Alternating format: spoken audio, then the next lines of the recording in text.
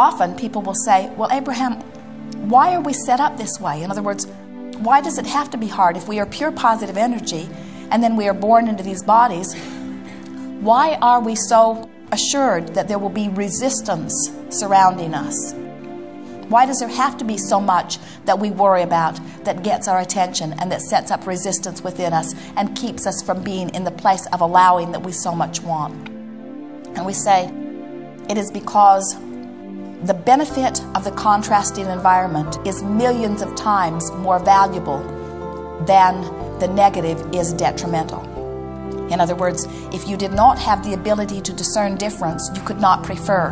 And if you could not prefer, you could not vibrationally summon source. And if you could not vibrationally summon source, then we would all cease to be. And so the entire universe is based upon our ability to conclude the new idea, which is the summoning forth of the new life into the new space. And then you say, but wouldn't it have been better if we could have had an environment where it was easier to stay connected? And we say, there is no environment that is easier to be connected than an environment in which you are free to choose thought. And you say, but it's hard to choose a thought that feels good when there's so much around me that feels bad. And we say, only because you haven't practiced it that way. Only because you've been convinced that you've got to clamor around the problem in order to find the solution. And there is truth in some of that. The clamoring around the problem is what is giving birth to the desire, you see. And so it's all an integral part of all of this. There are some who say that we should not encourage you to have desire. And yet, we cannot stop you from having desire. The universe is established to produce desire. There are some who say it is inappropriate to have desire, and we say those are only those who have not figured out how to find vibrational alignment with the desire, so the desire is always painful. We understand why you would not want to have a desire that is painful, but the only reason it is painful is because you have not yet learned how to allow. So then you say, well, how do we allow? And we say, you find a thought that feels good and practice it until it becomes your proclivity. And you say, oh, that's far too simple. There's got to be something bigger than that. There's got to be something a lot more than just feeling good. And we say, there is nothing more important than that you feel good. Because when you feel good, you've got control of your vibration. And when you've got control of your vibration, you are the deliberate creator of your experience. So when you say, why do we have to allow? We say, it is because you were born into an environment where there are choices. You were born into an environment where there is variety. In other words, if you lived in a household where everybody thought exactly the same way, and nobody had any contention about anything, everybody wanted everything exactly the same. You were all born to love pizza, and you were all born to love milk, and you were all born to love the color yellow, and you were all born to love hardwood floors instead of carpeted floors. And you were, in other words, if you were all born with these samenesses, you say, oh, we would get along so famously. We all sing the same songs and we do the same things, and we say you would not be stimulated to a new idea, and a continuing life force could not continue to be drawn within you, because we all need an active calling. That's big. We all need an active calling. There has to be an activation of that summoning of energy. And as long as there is an activation of that summoning of energy, then life continues, and it is our promise to you that life will always continue. And so you say, well, this activation of this energy is a good thing, but my resistance to it is not a good thing. Why do I have to learn allowing? And we say, you would not have to learn allowing if you had not learned disallowing. And you say, that's my point exactly. Why was I born into an environment where I learned disallowing? Why do I have to go back now and learn how to allow? Shouldn't I just naturally allow? And we say, because you wanted the environment of difference, and you needed to find your bearing, and you needed to find your place, and you needed to decide what you want. In other words, we promised you, you did not want to come into an environment where you just said yes, yes, yes, yes, yes, yes, yes, yes, yes to all of it. You wanted to say yes, no, well, maybe. Well, what do I think? What do I conclude? What is my preference? Otherwise, your perspective has no value if you are not here to decide, to discern, to prefer something new, you see. So then you say, but I thought we are all one. And we say, we are all one, playing off one another for the purpose of coming up with a new idea. And you say, well, it's painful because now I have to learn how to allow all over again. And we say, you'll be all right. you can use your guidance system to know if you don't get too far from where you are, it's always easy to bring yourself back to center.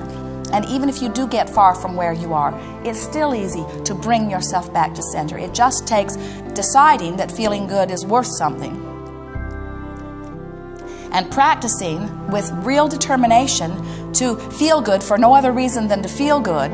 And in time you show yourself that allowing is not a big issue. It's easy to allow. In fact, it is your dominant proclivity. You would much rather love than not love. You know how we know that? When you don't love, you feel miserable. You would much rather praise than criticize. You know how we know that? Because when you criticize, you feel awful, and when you praise, you feel wonderful. You would much rather know your success and know your value than to feel that you do not have value. You know how we know? Because we feel your pain when you choose the other. In other words, we think that it must be so easy to know the stove is hot. In other words, that does not feel good. It does not feel good to put your hand on a hot stove. And we do not understand sometimes why it is so hard to take your hand off the stove. And you say, my mother had her hand on the stove, her mother had her hand on the stove, our family puts its hand on the stove, it's just what we all do. The day I was born, they put my hand on the stove. And we say, but now you get to decide how you like it. And you say, but it's hard. Do I dare take my hand from the stove? And we say, risk it and try it. And you say, it is sweet relief when I take my hand from the stove. But look, my mother still has her hand on the stove, and my government still has its hand on the stove. They've all got their hand on the stove. Who am I to find the relief of not putting my hand on the stove? And we say, all right, put your hand back on the stove if you want to, but understand that you get to allow or not allow. These are your choices. We're wanting you to understand that it's not hard to allow. In fact, the hardest thing of all is to learn patterns of not allowing who you are. It's a lot harder to be confused than to be clear-minded. It's a lot harder to be sick than it is well. It's a lot harder to not have enough money than to have enough money. It's a lot harder to be negative than to be positive. It's a lot harder to be pessimistic than to be optimistic. The hard thing is not allowing. It's easy to allow. You just have to give yourself permission to do it and practice it a little bit. You are on your own in this, and you like it that way.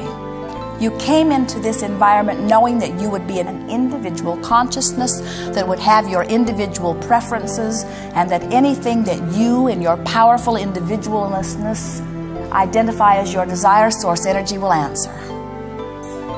It is our expectation that you will prove to yourself that you have the ability to let it in. It is so much easier than you think. There's just one thing that you have to remember. It is good to feel good. It is good to feel good. Clarity is your natural state of being. Healthy is your natural state of being. Eager is your natural state of being. Loving is your natural state of being. It is natural for you to have desire, and it is natural for you to anticipate happy outcomes. And it is natural for you to love, and it is natural for you to sing, and it is natural for you to play. It is natural for you to skip. It is natural for you to be joyful. It is natural for you to know well-being. It is natural for you to expand. It is natural for you to question. It is natural for you to find interest. It is natural for you to want more. And it is natural for you to feel good. And anything else is resisting the natural state of who you are. There is great love here for you. We are complete.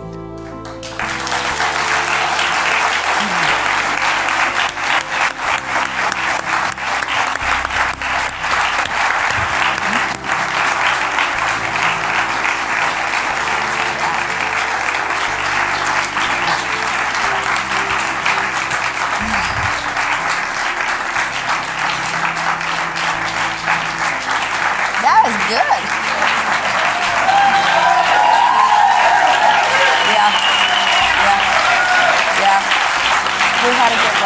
you.